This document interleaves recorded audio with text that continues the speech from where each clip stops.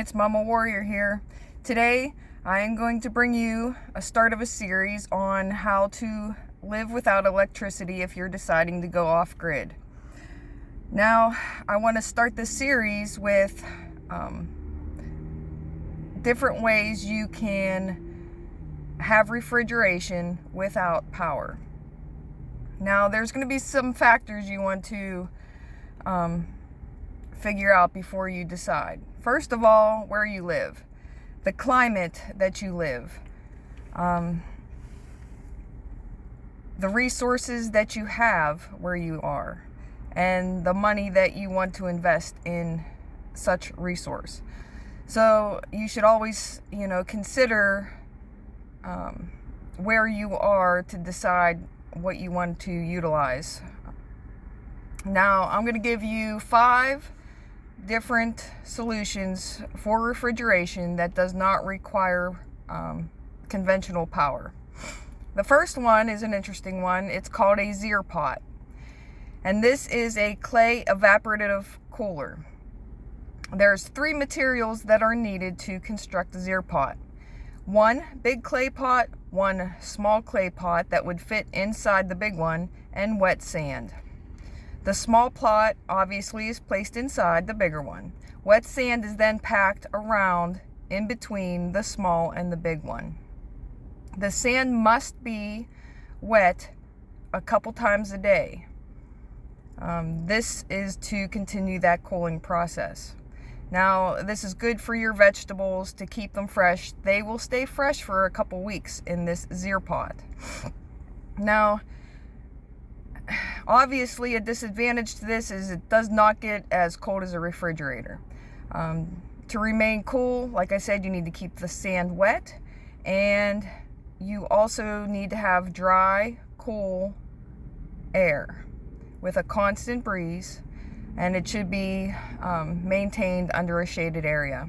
High humidity tends to not work, though there are stories out there that show people using the Zier pot in high humidity weather, and they do just fine. I'm sure they have to make a little bit of changes, but all in all, it's a clever thing to do.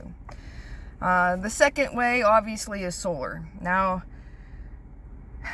you need to have solar panels. You need to have your batteries, charge controller, and an inverter.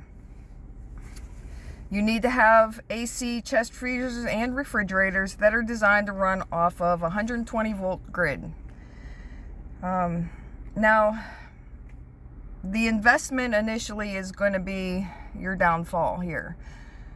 It's going to be costly to start off. Now, when you have everything purchased and it's up and running, and hopefully you have enough sun, this investment will pay off in the end, and it won't be as expensive.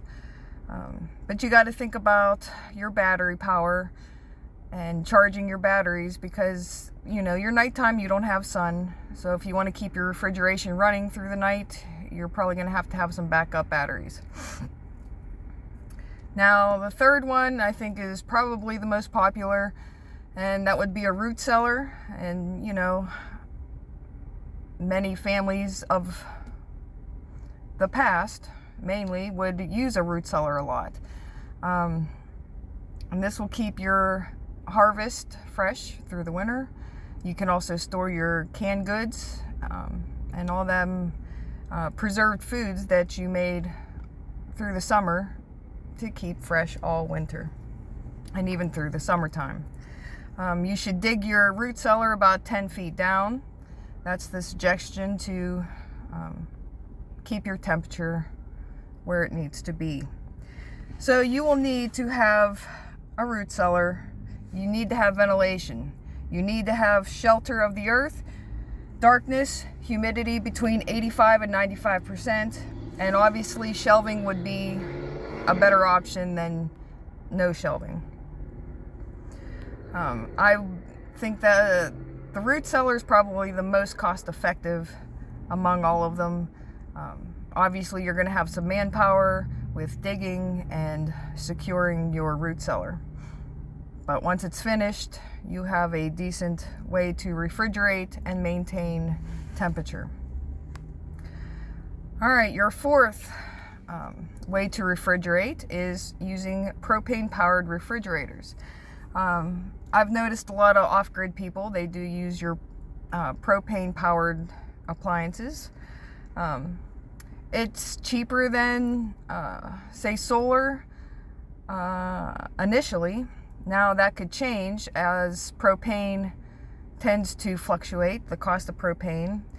So a 10 cubic foot fridge will use about 0.35 gallons of propane per day. So let's say propane is $5 a gallon. And this means you're going to spend about $50 a month on propane. Now that isn't too bad. But then you have maintenance costs and the fluctuating gas prices, this and that. So you got to weigh your options with solar and propane. It might not be too much initially, but over time it could start to cost you. Propane obviously isn't self-sufficient, so it's not something you can gather on your land. 5 would be your coolers or ice boxes. Now, you should probably, if you're going to choose the cooler method, to buy something that's reliable, such as the Yetis. A cheap cooler is probably not going to be feasible. You're going to be constantly having to buy ice, so that is a disadvantage there. Now, if you have a good cooler and you don't have to buy ice very often, you know, again, you have to weigh your options. Now, if you have an ice house, that is another way for you to maintain having ice and not having to go buy your ice and waste your money there. So there's several different ways you can go for refrigeration. And like I said, I think it all depends on the money, what is your finances like, what resources do you have on your land, what's your climate like.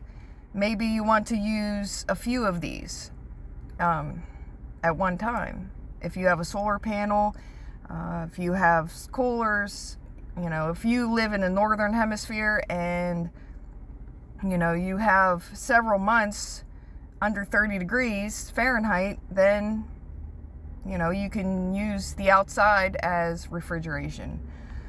So, you know, there's several options you can do that you don't necessarily need to be on the grid in order to have refrigeration. Whether I think having a root cellar all the way around is a good thing to have, just to keep your vegetables fresh for a longer period of time. They're going to do better in a root cellar than they're going to do on your kitchen counter. So that's a good way to do that. So I hope that helped.